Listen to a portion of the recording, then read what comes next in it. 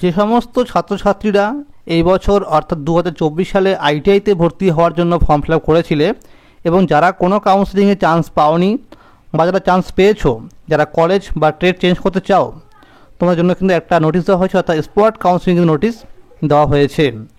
তো এই নোটিশে কী বলা হয়েছে, কাদের স্পট কাউন্সেলিং করতে হবে, কবে থেকে শুরু হচ্ছে, কত র্যাঙ্ক পর্যন্ত এই কাউন্সেলিং ডাকা হয়েছে, সমস্ত কিছু বলা হয়েছে কিন্তু এই ভিডিওটির মধ্যে। তো বন্ধুরা দেখো, নোটিশে বলা হয়েছে কিন্তু 18ই সেপ্টেম্বর তোমাদের কিন্তু ওয়েবসাইটে একটা সিট ম্যাট্রিক্স পিডিএফ দেওয়া হবে, অর্থাৎ কোন কলেজে, কোন ট্রেডে, কোন ক্যাটাগরিতে সিট ফাঁকা আছে তা কিন্তু একটা সিট ম্যাট্রিক্স দিয়ে দেওয়া হবে। সেটা দেখে তোমাদের কিন্তু তার পরের দিন তোমাদের কাউন্সেলিং করতে হবে। এরপর দেখো বলা হয়েছে যে 19 সেপ্টেম্বর 2024 অনলি এম গ্রুপ, যারা শুধুমাত্র এম গ্রুপে আবেদন করেছো তোমরাই কিন্তু শুধুমাত্র এই স্পট কাউন্সেলিংয়ে বসার সুযোগ পাবে। এবং দেখো এখানে বলা হয়েছে তোমাদের স্পট কাউন্সেলিং করার রিপোর্টিং টাইম দেওয়া হয়েছে সকাল 11টা। তোমরা কিন্তু এর পরে গেলে কাউন্সেলিং করতে পারবে না। তাহলে লেখা রয়েছে অল এসটি ওবিসি এ এবং বি, অর্থাৎ এই 19 সেপ্টেম্বর তোমাদের কিন্তু শুধুমাত্র যারা এসটি রয়েছে ক্যাটাগরি এবং যারা ওবিসি রয়েছে এ এবং বি, তারাই কিন্তু শুধুমাত্র এই 19 সেপ্টেম্বর কাউন্সেলিং করতে পারবে।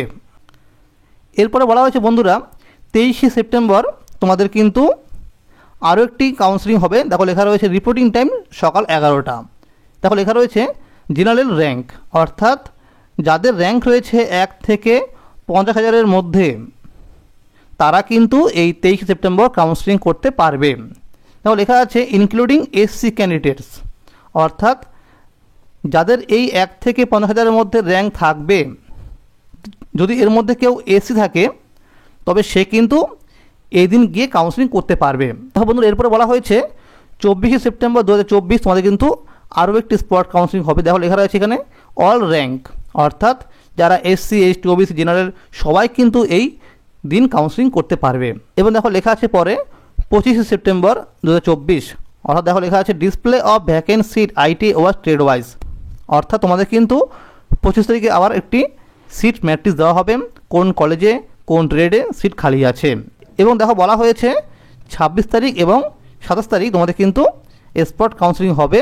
দেখো লেখা আছে any rank holder and or any candidate register for admission from 20 থেকে 22 তারিখ পর্যন্ত, অর্থাৎ যারা এই বছর নতুন করে ফর্ম ফিল আপ করতে চায় তারা কিন্তু 20 থেকে 22 তারিখ পর্যন্ত তোমরা কিন্তু আবার নতুন করে রেজিস্ট্রেশন করার সুযোগ পাবে, অর্থাৎ তোমরা নতুন করে আবার ফর্ম ফিল আপ করতে পারবে। তো মনে রাখবে যে যারা নতুন করে আবেদন করবে তোমাদের জন্য কিন্তু কোনো রকমের র্যাঙ্ক কার্ড দেওয়া হবে না, অর্থাৎ এই 26 থেকে শুরু করে যে কাউন্সেলিংগুলো হবে সেটা কিন্তু সম্পূর্ণ মাধ্যমিকের নাম্বার উপর তোমাদের বেস করেই কাউন্সেলিং করা হবে।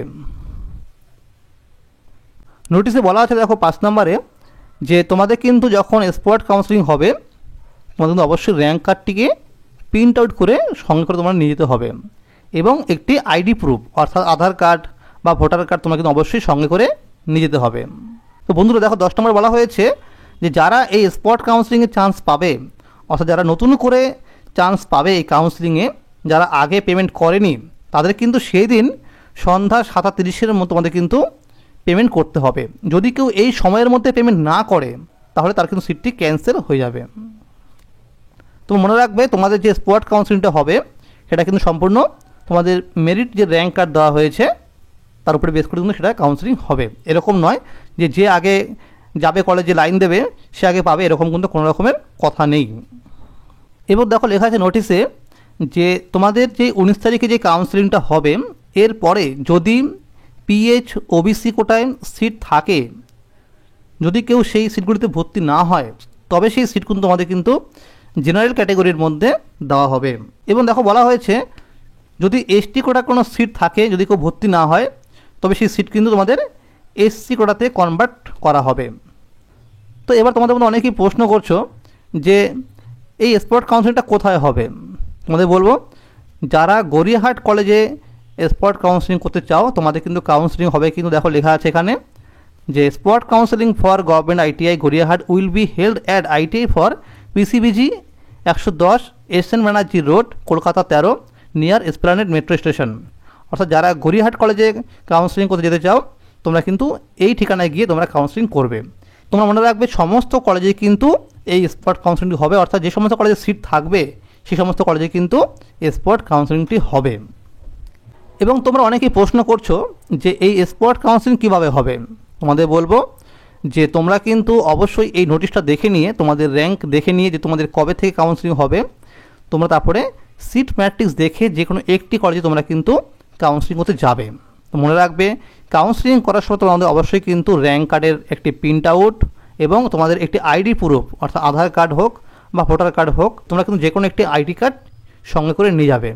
এবং তোমরা যখন কলেজে গিয়ে পৌঁছাবে তখন তোমাদের কাছ থেকে তারা কিন্তু, অর্থাৎ স্যারা কিন্তু তোমাদের র্যাঙ্ক কার্ডটিকে জমা নিয়ে নেবে এবং তোমাদের বলা হবে যে তোমরা র্যাঙ্ক কার্ডের পেছনে ট্রেডের নাম লিখে দাও, তুমি কোন ট্রেড করতে চাও। এবং অনেক কলেজে বলা হয় তোমরা একটা রুমের মধ্যে বসো, তোমাদের র্যাঙ্ক আমাদের রাখা হবে এবং তোমরা কোন ট্রেড করতে চাও তো সেখানে বললে ওরা কিন্তু সেখানে অ্যালোটেড করে দেয়। এটা হচ্ছে স্পট কাউন্সেলিংয়ের সিস্টেম। এরকম নয় যে আগে লাইন দেবে সে আগে পাবে, এরকম কিন্তু কোনো রকমের কথা নেই। যদি এই ভিডিওটি ভালো লাগে অবশ্যই লাইক করে দেবে এবং আইটিআই বিষয়ে সমস্ত আপডেট সবার আগে পেতে অবশ্যই চ্যানেলটিকে সাবস্ক্রাইব করে পাশে থাকবে। ধন্যবাদ।